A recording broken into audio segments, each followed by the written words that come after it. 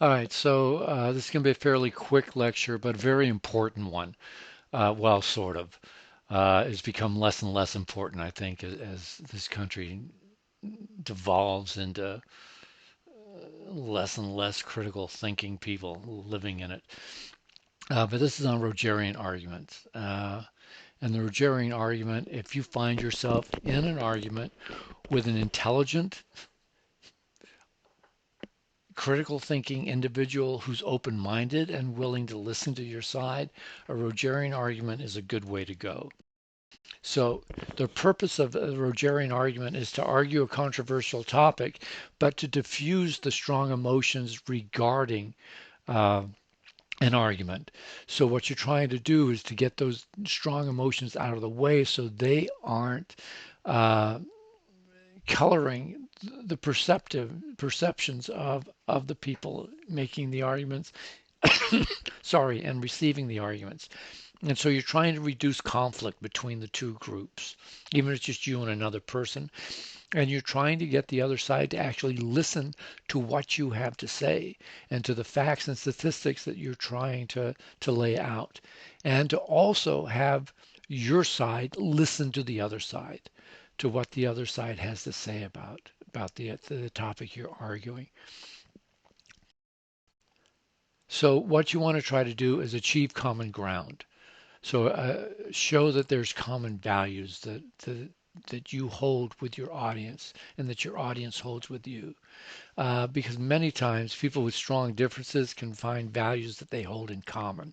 And this allows them to see one another as human beings, as actual individuals who have valid points to make on both sides. All right. And so now you got each side listening to each other. They're able to hear each other, and they're able to realize that each side has the arguments have merits on both sides. So the example I always use is in the 2008 political campaign. There was a debate, and this guy, I think his name was Rick Warren. He was the minister of a mega church, like one of those 5,000 seat churches in California. And he asked to have the debate there because he didn't feel like issues that were important to Christians were being raised in the debate. And so Senator McCain and Senator Obama both came to debate on that stage with this guy, Rick Warren, as the mediator or the moderator. And a question came up as to whether or not the candidate supported late term abortion. And McCain gave the Republican Party line. Whether he believed it or not, I don't know.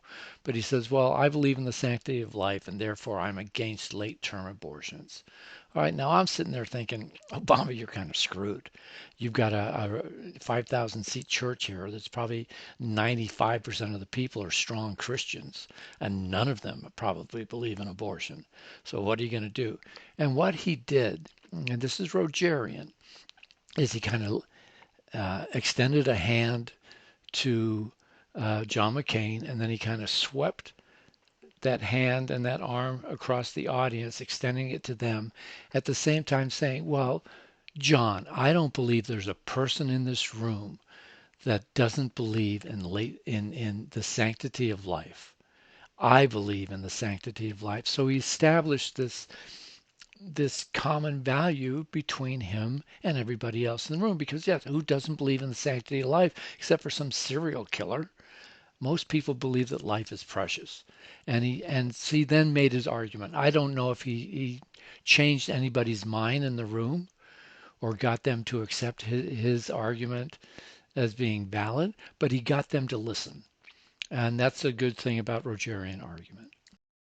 All right, now your strategy is you want to avoid undue conflict or standoff. All right, you don't want people yelling and screaming. I don't know if you've seen the people, protesting at the state capitol about the lockdown. These people are not making a valid point carrying, M16s and screaming and yelling and spitting into the face of the police who are trying to protect the legislatures inside the building. Right? You don't want that. So you want to reduce any sense of threat to your audience. And this, again, I don't know if I mentioned it already, but you may not use I in your papers and you may not use you. Definitely not you, because when you start saying you in a paper, the audience can feel like you're talking directly to the people in the audience, and therefore, if you're attacking, you could be attacking them. That's why you don't use you, and you don't want to have any kind of threat to your audience. And, if you're writing a paper about why, rapists should be imprisoned for life, you don't want to say, so when you rape somebody, why would you say that? All right? I mean, no, your audience isn't raping anybody. So you want to stay away from you.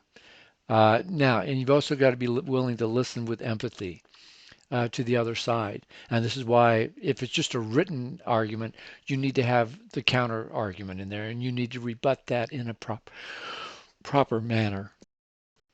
All right, so the four goals: let the reader know her position is understood. Show how the reader's position is valid under certain contexts and conditions. Say, yeah, you have a valid argument when it's this, however, and then show how both the reader and writer share the same values, and propose a solution made up of elements from both sides of the argument. That's You can always get people to come along in certain respects like that. All right, now writing it, just introduce the issue and restates the opponent's position. Show when and where the opponent's position would be valid, and then you should state your own position and state how opponent's position would benefit the element the writer's position were adopted.